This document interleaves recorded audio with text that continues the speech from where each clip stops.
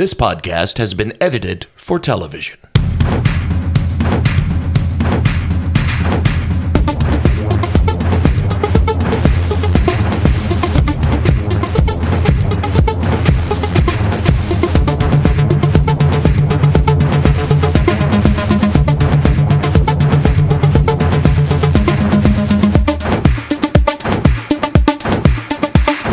Welcome to Bastard Quest. I'm the Game Bastard Kyle. Todd. Corey. Austin. We're outgunning the competition. Yeah, Critical Role or somebody like that. We've got you in our sights. Yeah. Is that how that works? I guess so. I was just trying to come up with some play off the name of Outgunned, which is the RPG we're playing. Yeah. It is a fun game, a cinematic action role-playing game, you might say, which they do say on the cover. And it is a project by two little mice, which presumably are actually people, but, I don't judge.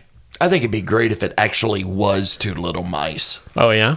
They were experimented on in a lab for DuPont Chemical or something, and KFC. And they got smart and decided they would write role-playing games. So they didn't get that smart. They just got smart enough to have interests. Yeah. It's a one step up from AI.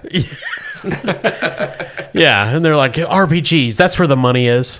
Their first couple of games were all called Maze with Cheese, but, they expanded. In all honesty, the second Mazes with Cheese was a brilliant look at the monotony of life and how we're all trapped in a labyrinth. Yeah, but they had the same boss in every fight. Yeah, well... Listen, mice like minotaurs. That's just the way it is. Look, when they were that young, they didn't know many people. They had met the one scientist. Right. John Minotaur. So we are playing Outgunned. We are continuing our late 80s, early 90s action movie, Action Team 3, Eagle Justice. If you've missed the previous episodes, you should go back and listen to them because they're a lot of fun. If you've never seen Action Team 1 or Action Team 2, those aren't real movies, so it's fine. It's also your problem. That's true. Austin, speaking of your problem, who's your character? My character is Ryan Rex, the hunky fighter who is an arcade repairman by day. He's the youngest in the group, the most inexperienced, but he's also one of the toughest. And he doesn't fight with guns. He just fights with his fisticuffs and his tools occasionally. Corey, who are you playing? Playing Xander Climax. He's hurt. Oh, emotionally or? No, I got fucked up in the last episode. Oh, you did, yeah. Got hit with a mailbox, I did. Actually, speaking of, we've probably recovered, though, since then, right? I don't know. That's up to Kyle. He's in charge here. No, we're not going to recover. Oh, okay. Because one of the things we strive to do on the show is demonstrate the game mechanics. And I don't think we've yet had roles where anybody's conditions have applied. So we won't recover any grit this session unless you guys do something to bring that about. That way we can play more with the conditions and people can see how those work. Okay. Did we gain any adrenaline from the last one? We did a lot of badass shit. You guys all got a one adrenaline. Todd, tell us about your character. His name is Ronald Jones, a.k.a. the Amazing Ronjo. He's the ace. He's a magician. He's old. He's very good at card tricks. It's actually his flaw, being good at card tricks. Yeah, I fucked up and forgot about my flaw in the last episode, and it should have been applied quite a bit. I suffer from car sleepiness. We haven't gotten to play with Ryan's fear of heights yet. I feel like we're getting ready to. The three of you and the Corvette Harry Anderson are in the belly of a C-130 cargo aircraft. All you can hear is the drum of the engines. You're flying through the air, which Ryan Rex does not like because you're currently at 30,000 feet. Ryan Rex is currently seat belted with like 10 of those extra belts they give you, like all over him, like a racing harness. And he's just trying to occupy himself by playing one of those. You guys remember those handheld games where it was just a static background and just the little black shapes flashed in front of it? Yep. He's playing that. I had the football game with the little red blips. That's the one he's playing. That's what I was going to say. I had lacrosse. Sucked. I had Batman 89. I had some rocks. I had to put them in a bag to throw out the mailman. Jesus. Well, that was back in the 80s when mailmen were shooting up post offices left and right. It was self-defense. Yeah. Mailmen were really prescient about what modern day America was going to be like. They were the first. Ahead of their time. Ahead of their time. Absolutely. So while Ryan Rex is strapped in to the cargo seats that run down the sides of the C-130, inside the car strapped to it is Xander Climax, who's just completely unconscious. I'm sleeping. His car sleepiness has taken full effect. Yeah. Which leaves the amazing Ronjo, Yes. who has been showing the same card trick to the same bored airmen for about 10 minutes. There's just a pile of cards on the deck of the C-130 as Ronjo just goes through, is this your card? He's literally on the ground holding up cards going, is this your card? No, okay. Is this your card? So the ramp corporal that you're talking to, this airman says, if you'll excuse me, I've got to go check to the ramp. That's my Jovovich here on the plane. But wait, I was going to play 52 card pickup. He looks very confused, not really understanding what that is. It says, I got to go to the Rampovich. Ronjo takes note of his confusion at the mention of the game 52 card pickup. Oh. Yeah. And thinks, something here is not right. Everybody loves that game. Yeah. So the airman turns away, and of course, Ronjo did not notice that the airman, his coveralls were covering a Soviet military uniform. Nor does Ronjo notice, and of course, Ryan doesn't either because he's slightly panicking, the other airmen around the interior of the C-130 are also wearing Soviet military uniforms underneath their quote-unquote Air Force coveralls. Some even have the blue and white striped shirts of the Spetsnaz commandos, as seen in Rambo 3, Afghanistan Blood. This film is dedicated to the brave. Or whatever it was at the end of Rambo 3. It was something like that. I wonder if they still have that on there. Those guys were Al-Qaeda, basically. Yes. Yeah. And all of your flaws, unfortunately, keep you guys from noticing the ramp corporal going back and getting ready to open the ramp in midair. With Xander Climax asleep in the car, Ryan Rex physically restrained himself. And Ronjo just collecting cards. Just collecting cards. This 52 card pickup works better if there's two of us playing. I'm just saying. The ramp corporal is standing back by the controls to the ramp. And he says, I just got to check something out. And he presses the button. The ramp starts to open. Air blows in. Another person enters the cargo bay from the cockpit. It's a tall man, blonde hair. It's Dolph Lundgren, of course, playing who the audience knows as Swedish Mike, the infamous Swedish mercenary. He was in part 1. Yeah. Based on Patreon member Swedish Mike. We thought he was dead, but he's got like burns on one half of his face now. Oh, yeah. One of his, it's definitely burned. Yeah. He's like Dolph Lundgren's Jaws. And he looks up and says,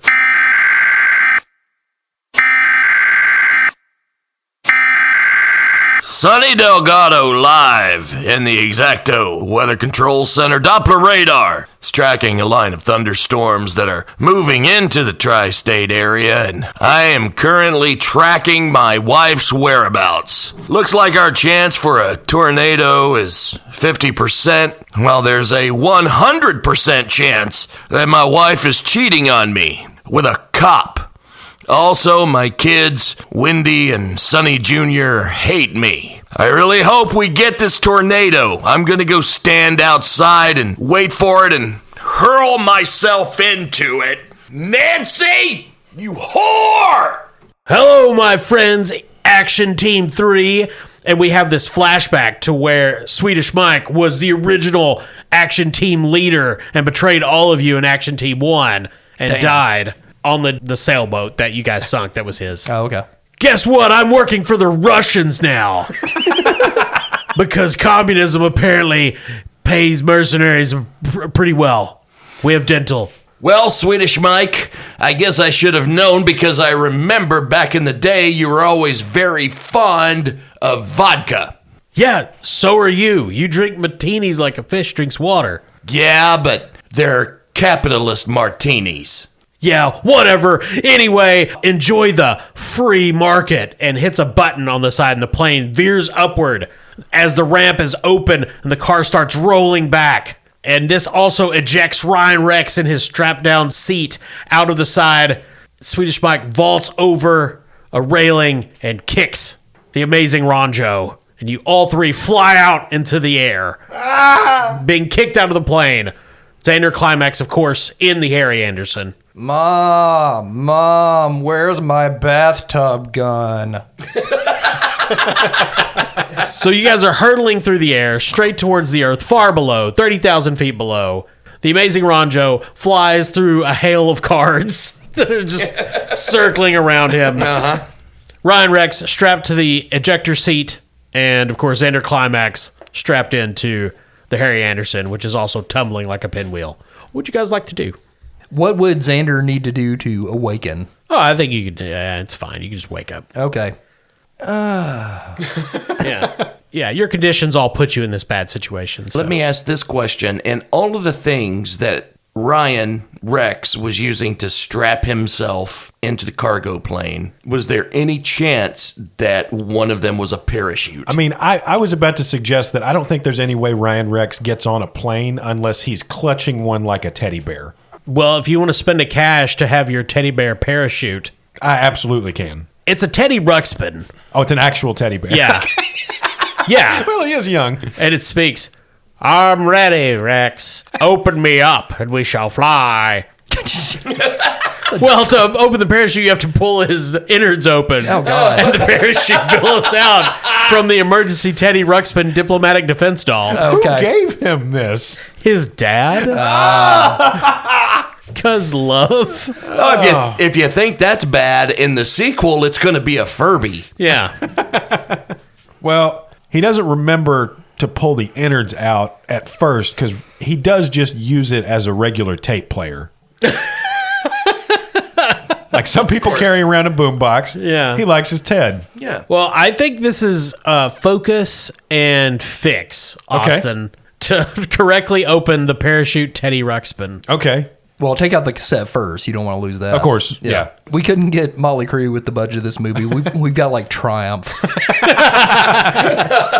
And that goes in the back pocket. All right, so I've got a 2 in fix and a 2 in focus. And I am going to spend an adrenaline, which I think that's appropriate here. So I'm going to be rolling a total of 5 dice. All right. Cal, what am I looking at? What do I need here? I think you need a critical success. Okay. Which is 3, right? There's 3 2s. Oh, wow. So there we go. I am opened. You rip the guts of the Teddy Ruxpin open. This huge parachute billows out. And he says, oh, of course, this will kill me. And he dies. I'll miss you, Rex. Goodbye. But now Rex is floating gently towards the ground. Hey, guys, I did it. Okay, now the amazing Ronjo is going to try to Patrick Swayze his way over to Rex and the parachute. Sure. You know when he like puts his arms behind him in Point Break so he can like shoot like a dart through the air? Yeah. Oh, yeah. This is definitely brawn and stunt. Okay. And as he's doing this, he screams at Swedish Mike. He says, Swedish Mike, you've got to understand, I'm a magic man. He can't hear you, Ronjo. Well, so what did we say this was? Brawn and stunt? Yeah. All right. That's going to give me 5. By the way, we're going to say this is all preemptive to me actually opening the chute. Rex just got it out and handy because even in an 80s movie, physics, you know. Yeah, of course. And I am going to spend an adrenaline. What's the difficulty, Kyle? Critical. Well, there's 2 5s, All right. so I am going to re-roll. Okay. I did not get another 5, but I got a pair of 3s, so I have 2 basic successes. So you would lose one of your successes from your first, but Sure. you keep your basic. Yes. You Johnny Utah your way through the sky, and you slam hard into Ryan Rex, and you are going to take a grit. Ooh. Knocks the wind out of you, but most disastrously, the long rainbow-colored scarf that you keep in one of your sleeves billows out and is lost. Oh my Yeah. God. And his doves return to their natural environment. Yeah, one of the doves flies out, I'm free! And then the Harry Anderson descending slams into it. The Xander climax in front, the windshield wipers going. Chippy! Chippy is a blood smear. And this is roughly 88, 89, so it's a real dove. Yeah. Oh, yeah. They shot this 14 times. It took the takes. It took forever. They actually had to go buy more doves. There's actually a disclaimer on the bottom of the screen that says, fuck you, PETA. Actually, this incited the founding of PETA. And not Heaven's Gate. Got it. Yeah. That breed of dove is extinct. Yeah. Because of this film. You should see what you guys are going to do to those horses in a little while. It's horrible. So many dives. Yeah. All right, Corey, Yes. what about Xander Climax? Well, he has awakened. Yep. What have you souls got me into this time? It's humorous. Does he know we're falling yet? Yeah, he looked out the window. Oh, okay. Yeah. So Xander is going to get on his portable computer and try to contact Base Command Okay. and Captain John Ward. Basically, what he's wanting to do is have Captain Ward contact the Air Force and scramble like 3 or 4 helicopters and stretch out a blanket between, like a tarp, to try to catch us. Or maybe a net. Yeah. You get in touch with Captain Ward. You're falling through the air, you say. Yeah, I was sleeping, so I don't really know how we got here, Captain. Hey, did I ever tell you about the time I did a free fall trick? I jumped out of an airplane wearing a straitjacket and got out of it and hit my parachute before I died a horrible death. That's a pretty good trick. So Captain Ward, all right, well, I've got a couple of Sea Cobras. We'll send them your way. Operation Foxtrot Delta. Net attack. This is, of course, the play set that comes for the movie. Yeah. Why do we have this, you might ask? Well, just in case the Russians ever got giants, we were going to drop nets on them. Right. Yeah. We were thinking maybe Stalin's Gorilla Man project would bear fruit and they'd get a King Kong. Right. And we thought, how do you stop that? Giant net. Yep. We saw all those statues and just thought they had huge people. Yeah, that's the... It took you a second. That's what it is. Yeah.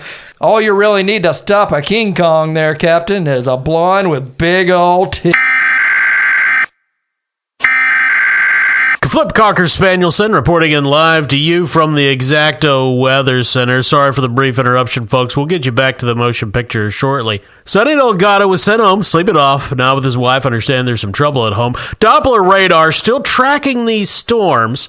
We're monitoring the bariatric pressure just like I monitor my blood sugar. Doc says goes up and down, donuts or kale, doesn't matter what I do.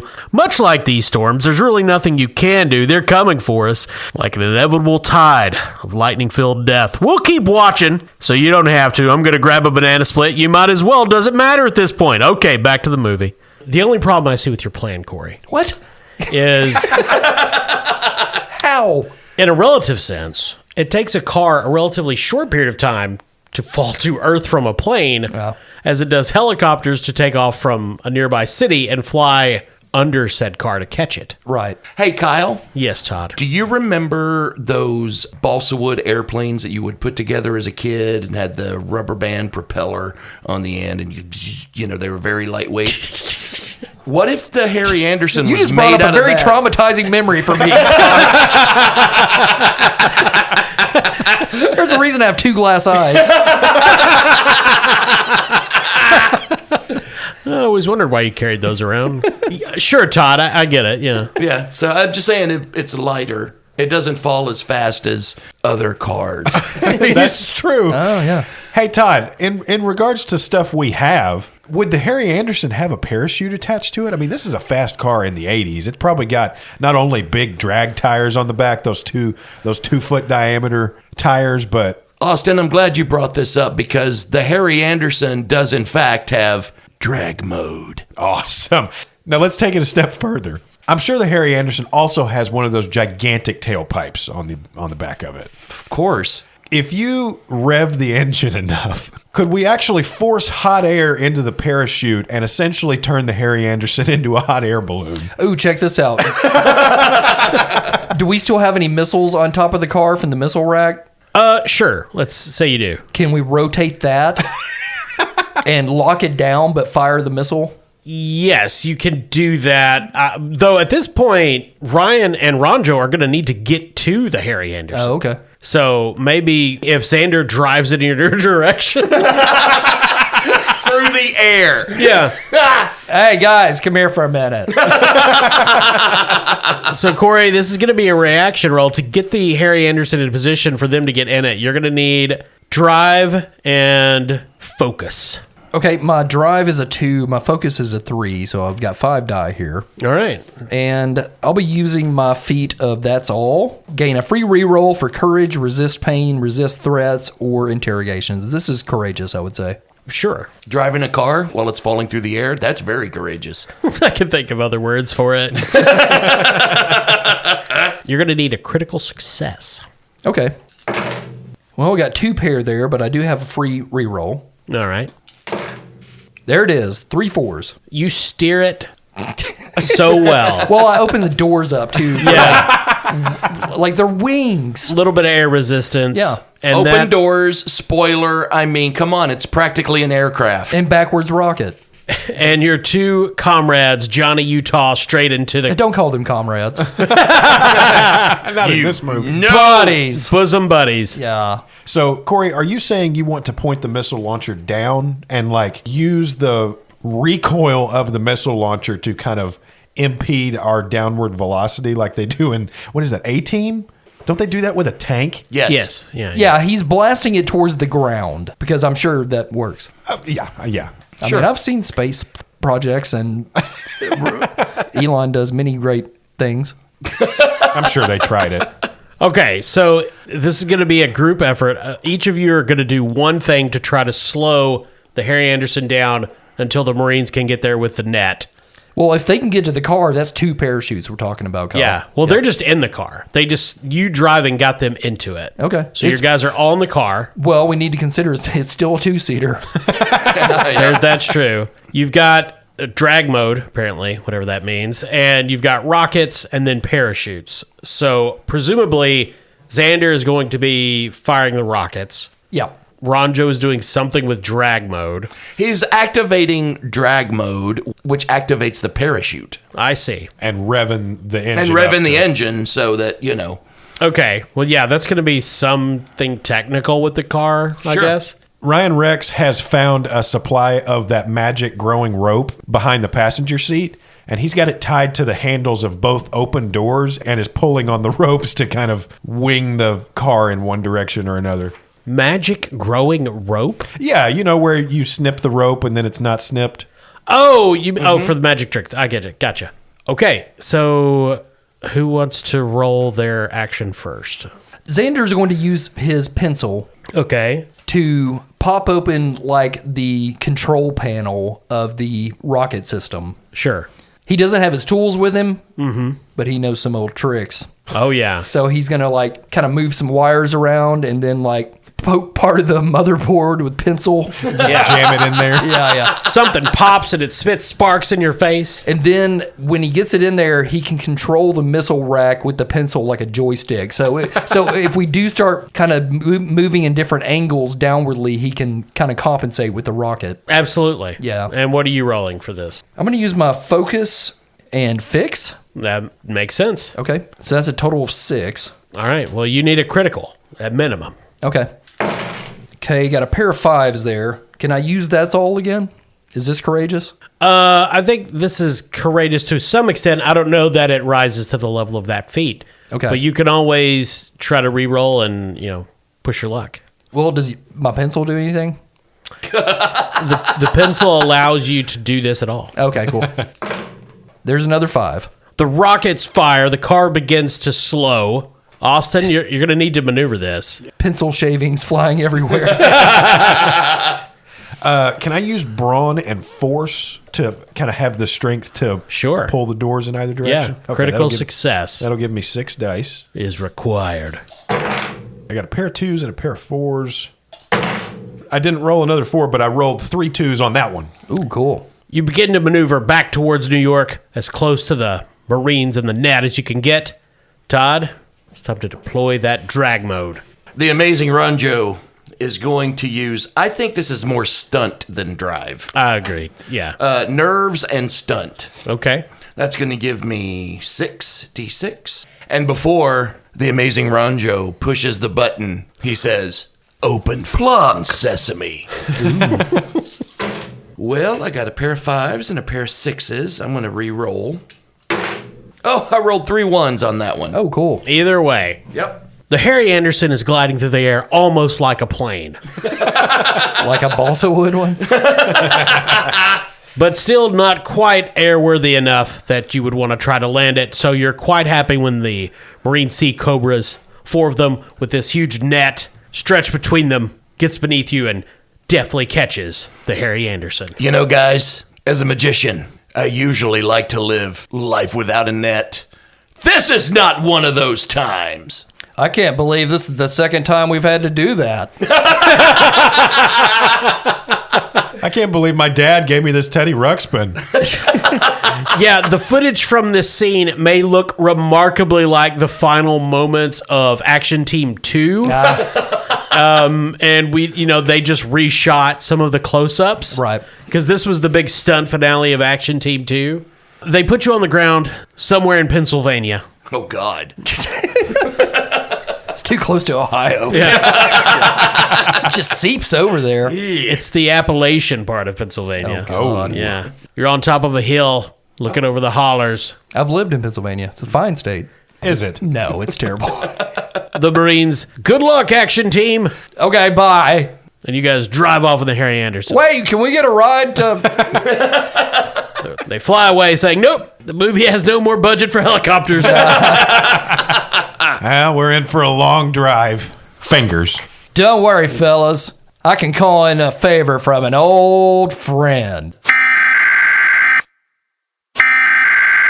Pardon the interruption while we give an updated Doppler radar report. I'm your weather anchor, mid-coitus, filling in for Kaflip, who is currently believed to be in a diabetic coma. We're pulling for you, Kaflip. We're seeing widespread outages as the storm spreads across the Tri-County area. Apparently, this storm has an outstanding bench warrant. Storm chasers are encouraged not to approach too closely. That's the update we have for now. Back to your movie.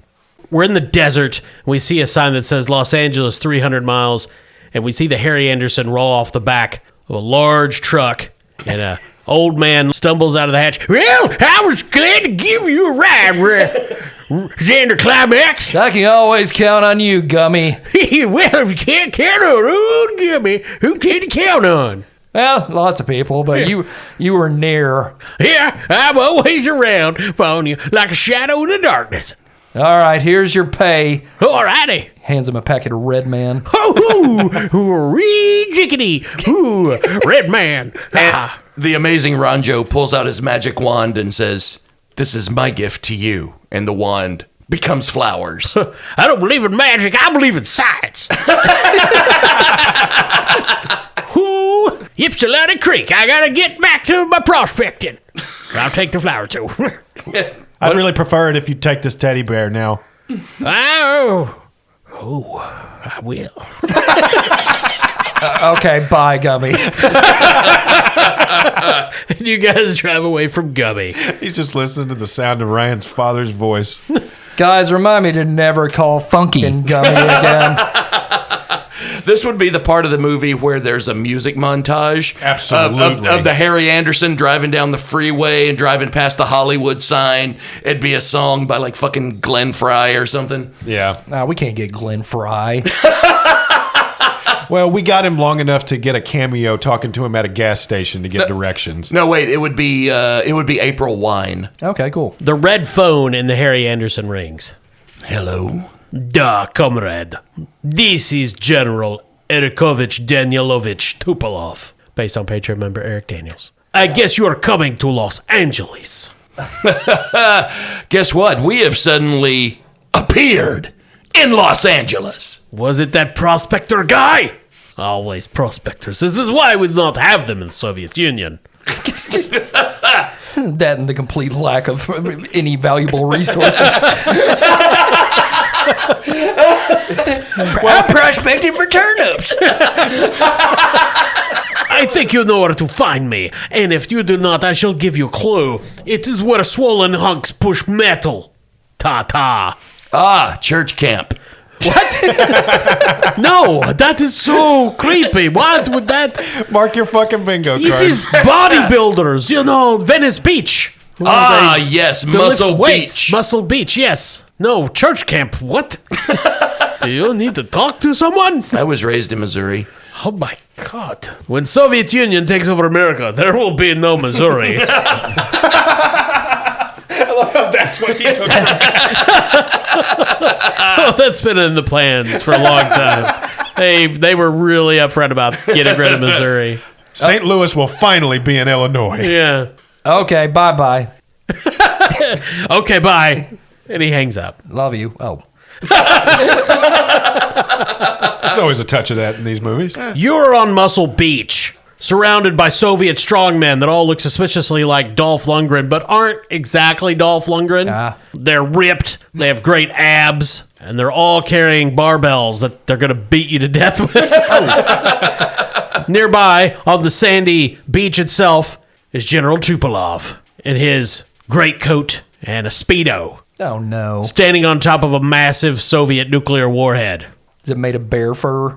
No, of course, it's just a regular nuke. Just a big missile. Talking about the Speedo.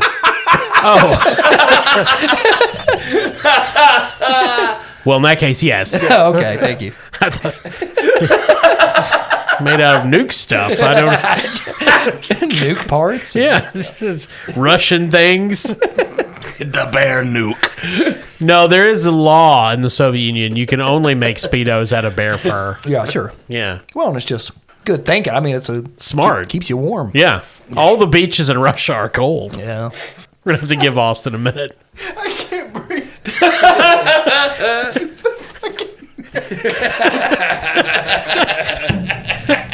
It's just nuke made out of bear fur. Budget cuts. No, and it looks suspiciously like Teddy Ruxpin. Yeah, it's a Teddy Ruxpin nuke. Teddy, no! I have ascended. My final form. God fucking damn it. I shall sing the song that ends the world. Press play. See you in heaven. So I assume we've got a fight on our hands here. Yeah. This Yeah. is kind of the boss battle, right? This is the boss battle. Okay. Ryan's already in the middle of stripping down to his, of course, Speedo underneath Oh, his Jesus. repairman coveralls.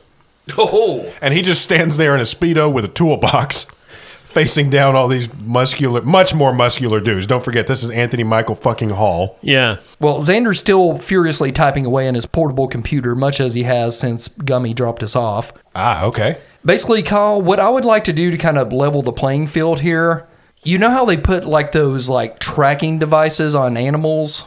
Yeah. He wants to try to hack into all the tracking devices on all the bald eagles in the western side of the U.S. Sure. 'Cause that's mostly where they live, right? Yep. And on the drive over, create a swarm of them to come and attack the Russians. You're going to Batman the Eagles. I yeah, got it. this is the Eagle Justice part of Eagle Justice.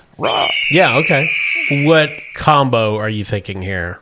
Well, I think focus and no here. All right. when made aware of this plant, the amazing Ronjo says, I like it, and from now on, I'm going to start calling you Gandalf.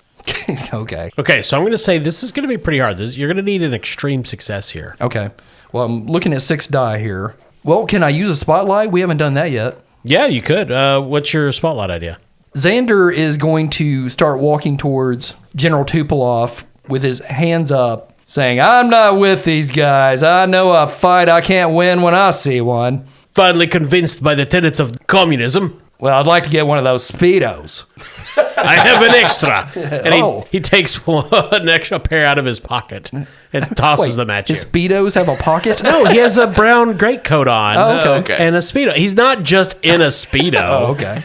Yeah, because that would be weird. Yeah. Thank you, Todd. Todd gets it. This was Todd's idea. The costuming. I don't know why he made us do it. This is uncomfortable. So as he's walking towards Tupolev, behind his back, he has torn a page out of his notebook, which is another one of his gear, I see. and has made a paper airplane. Okay. Not some stupid like balsa wood thing or anything. No, of course. Of course not. He goes, "Hey, Tupolev, catch!" And he's trying to distract him from the phalanx of hacked eagles.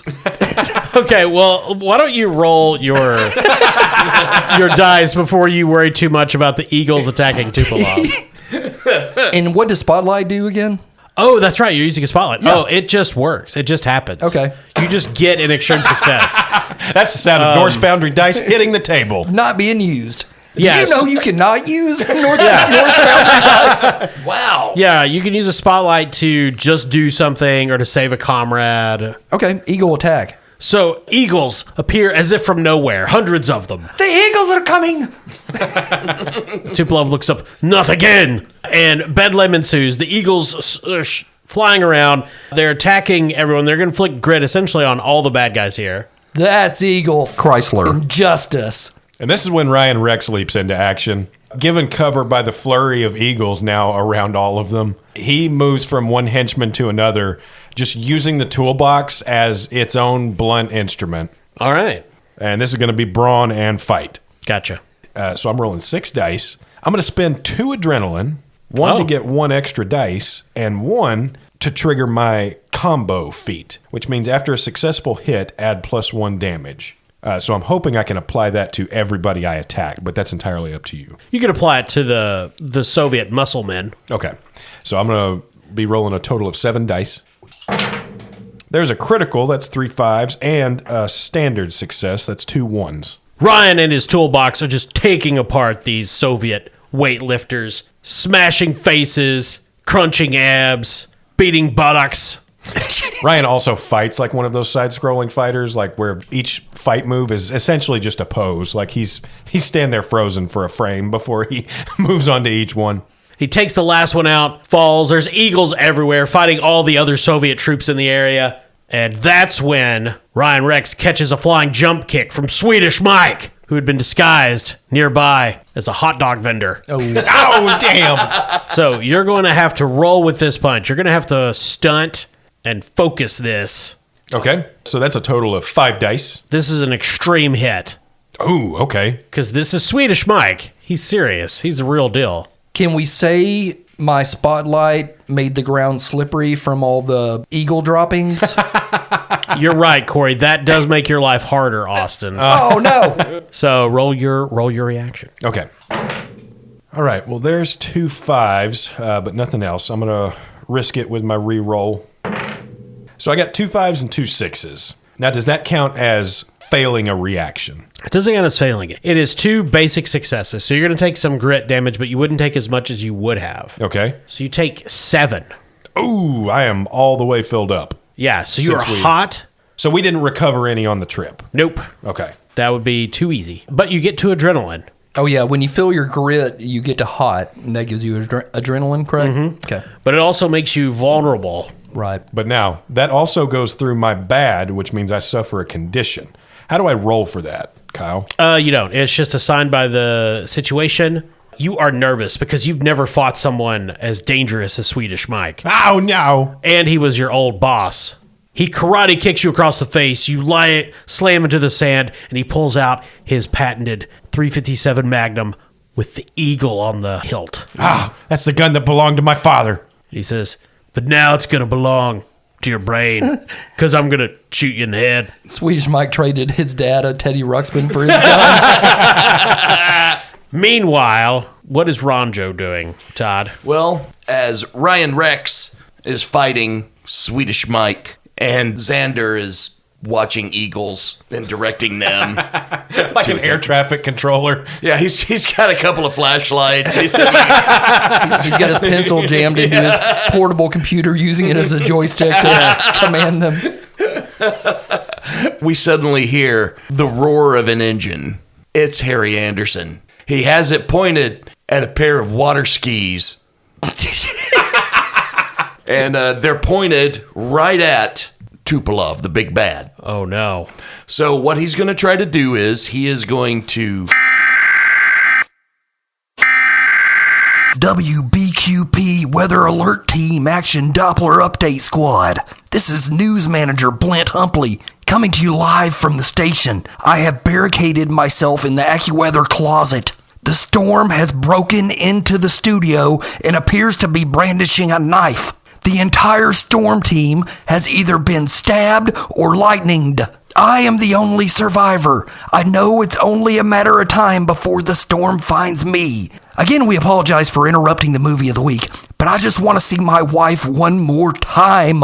To my daughter, Katie, baby, I'm so proud of you. And I just want you to know that tomorrow we're looking at partly cloudy skies through the afternoon with a small chance of showers in the evening. Winds out of the southwest. Oh no! It's the storm! Oh God! That's not so much a knife as it is a scimitar! Ah! Stop repeatedly chopping me! That really is painful. Oh geez, I'm pretty much dead now. This has been Glenn Humpley from WBQ. He's going to do a car jump. All right. Costs 1 adrenaline. It's a full turn action. Sure. And I can jump my car. I know it sounds like Todd's being lame in how he's describing this. This is the name of the feat.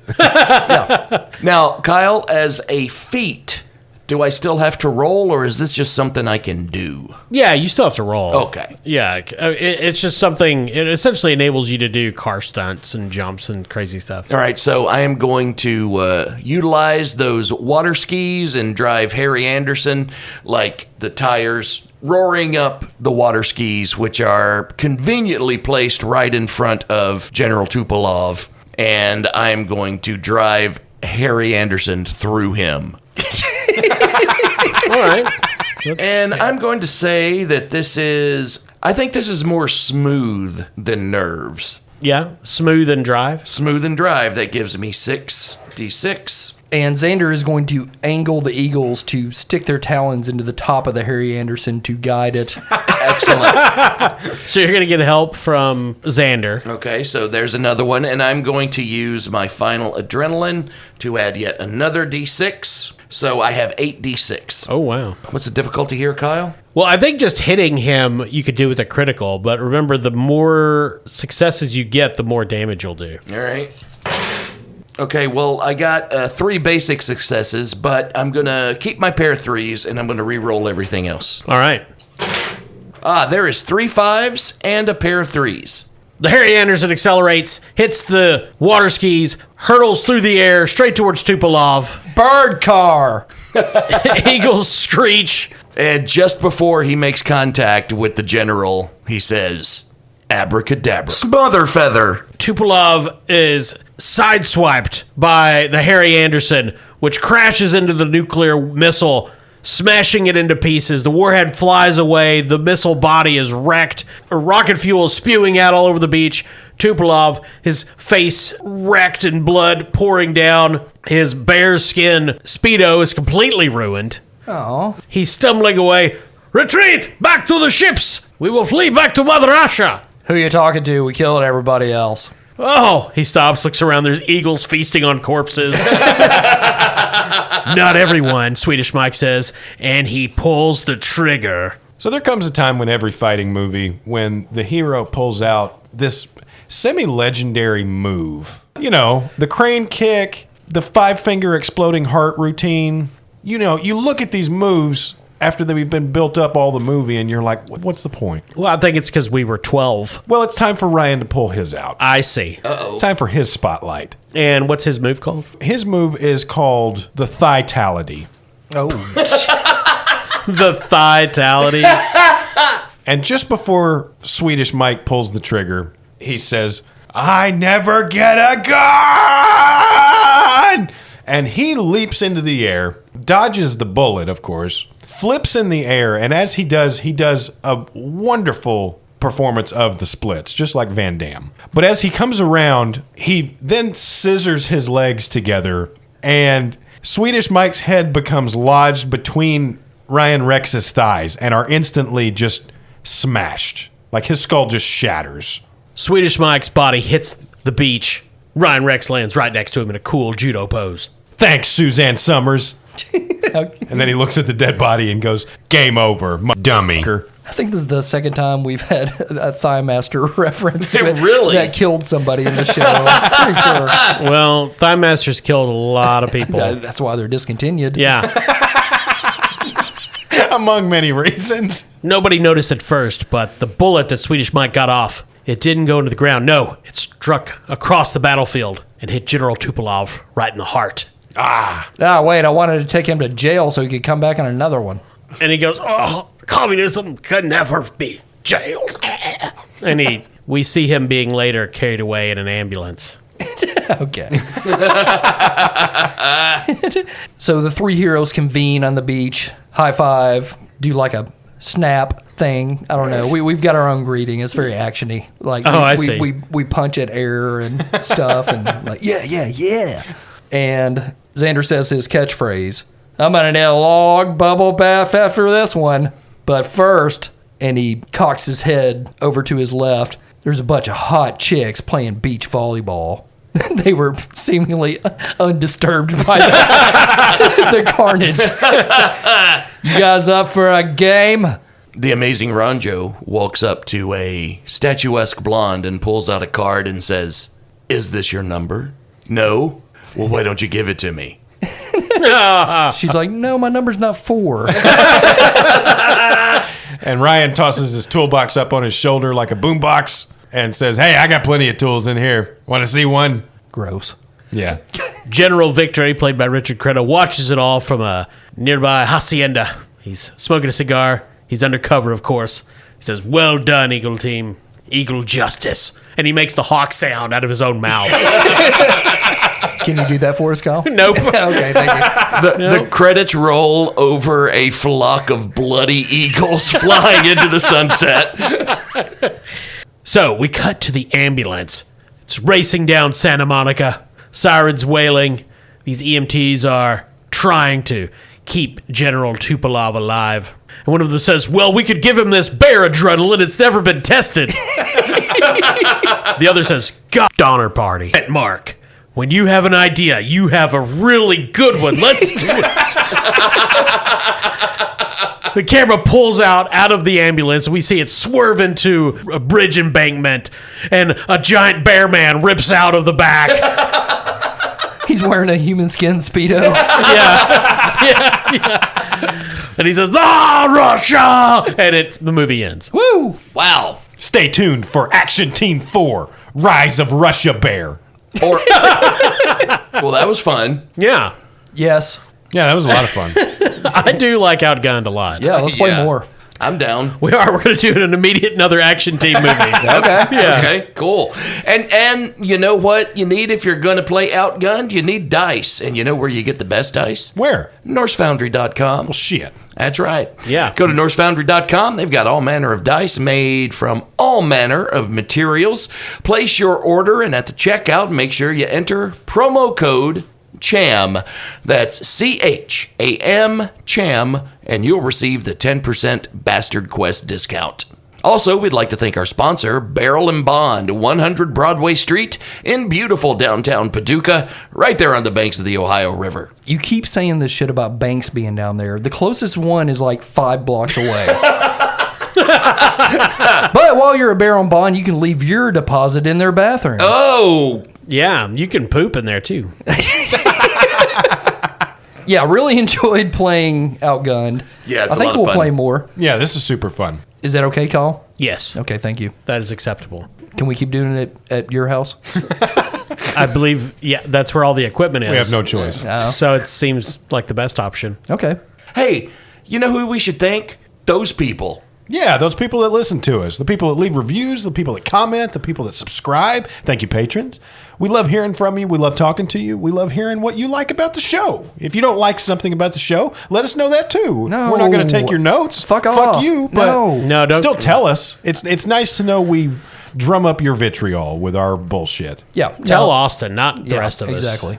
We have egos. fragile egos. Oh, God. I live for your rage. And Drum Up Your Vitriol is my favorite Sex Pistols song. Ah, yes. Anyway, thanks for listening. Thanks, I'm Kyle. I'm Todd. Corey. I'm Austin.